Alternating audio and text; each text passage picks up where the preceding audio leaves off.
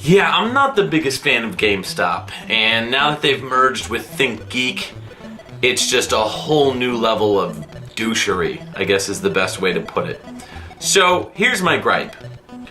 NES Classic has been sold out. I don't want one, just for the record. I don't need one, I don't want one. The SNES Classic, totally different story. I've talked about that in the previous video. Mainly for Star Fox 2. But the NES Classic I don't want, I don't need it, I don't care about it. However, there are people that watch this channel, that don't watch this channel, people out there in the open, people with kids, grandkids, all that sort of thing, that wanted to get the NES Classic because it was the hot ticket item. And Nintendo stopped production on it, which, okay, stupid move, but whatever. It basically was a money printer. But it also, created a dilemma because it kind of killed the whole virtual console thing.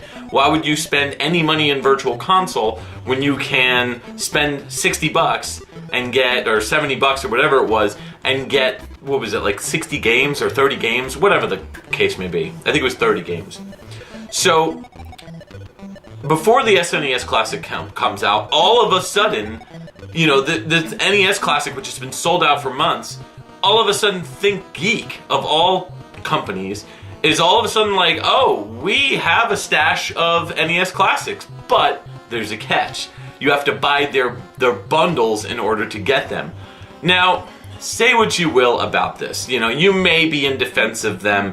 They are a company. They have the right to do this. I'm not saying that they don't have the right to sell their items in bundles. GameStop does it too, and GameStop and Thinkgeek own, I think GameStop owns Thinkgeek. I think that's the way it goes. So, GameStop is infamous for doing this. They've been doing it for console launches, like for example the Switch. With the Switch, they're basically like forcing people to bundle them, even though Nintendo themselves is not releasing these bundles. It's not like Nintendo's like, well, you have to buy the system and it comes with the game and all the extra controllers and all that stuff in the box. No, what they're doing is GameStop is taking the console off the shelf and then going, okay, so you're getting the bundle, so you're getting this and this and this. It's a tactic, it's a trick. I used to work at Game Crazy, and when new systems would launch, we would do the same thing. And we basically, the difference though is that Game Crazy, we weren't jerks about it in the sense that we required you to buy the bundle. The way that we did it was we positioned it like, okay, so you want the, I don't know, this was PS2 era, like Xbox era. So we'd be like, okay, you want an Xbox? Perfect. So we have an Xbox for sale, but it is with a bundle. So you get the system, the controllers, blah, blah, blah. Now, if somebody was like, I just want the system, dude, we'd be like, all right, but you're gonna end up buying this stuff anyway, so you may as well. It's a marketing tactic, right, Kitty? Right? Yeah, it's a marketing tactic. She knows all about it. So, it's the sort of thing where we would do that, and then if somebody really persisted and they were like, listen, I just want this system, we'd be like, okay, all right, no problem. Let's sell you just this system.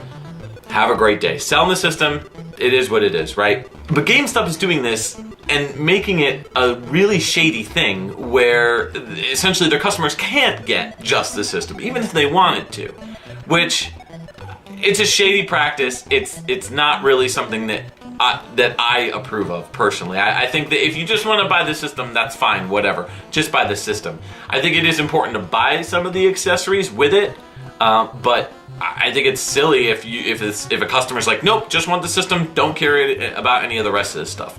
It's all numbers. It's all a marketing and number game as far as that goes. So, I guess my big gripe with Thinkgeek is they're not bundling it with anything that you could really like.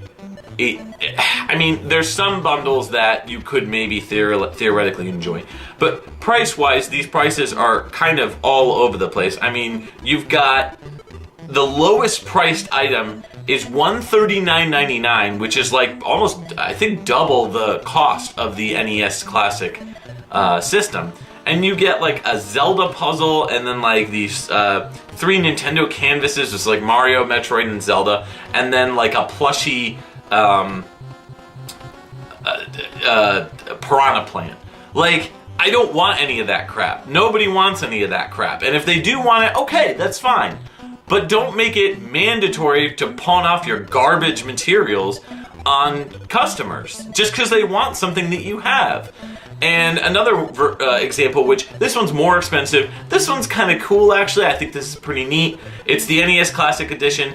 You get a Mega Man helmet, a Mega Man Buster, and you get a Mega Man mug, plus the NES Classic Edition.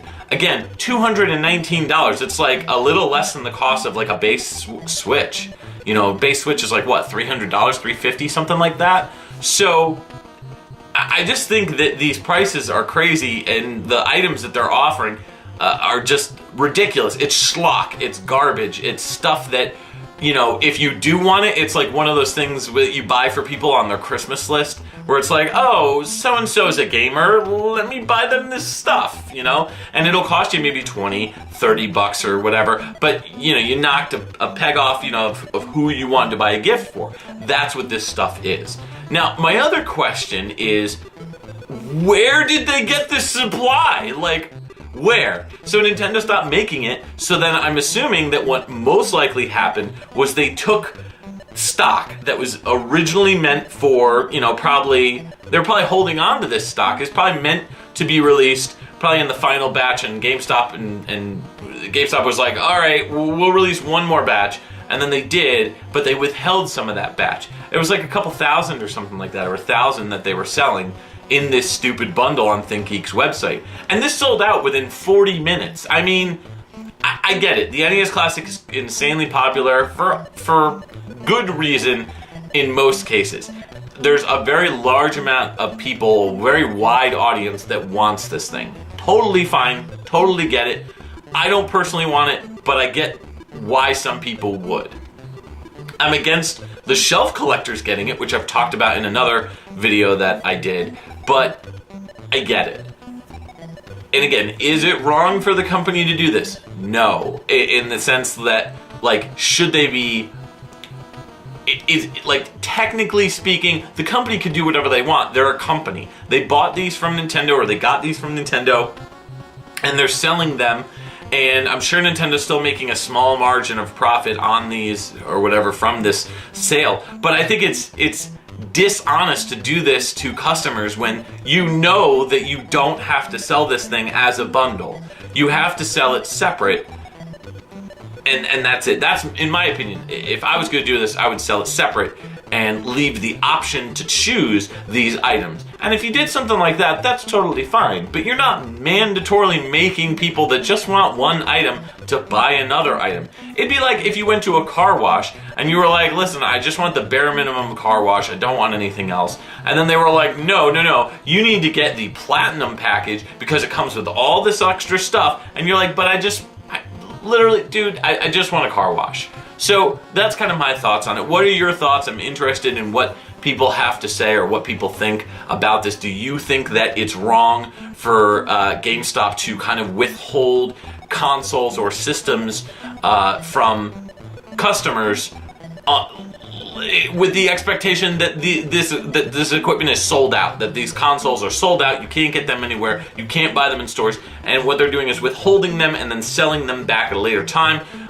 Do you think that that's fair? Do you think it's fair that they're bundling? Do you think that Thinkgeek or GameStop is right or wrong? I'm curious what other people think. Personally, I'm not a big fan of them bundling it, as I said, but I may be able to understand it a little bit better, or maybe see a different side of it, because I've seen both sides. I've seen the retail side from working from retail, and I've seen the consumer side only. So what are your thoughts? Leave a comment down below, and if you like this video, there's a couple others somewhere around here that you could watch that are kind of similar in terms of topic. And again, thanks for watching. If you like the channel, subscribe. Peace out, guys.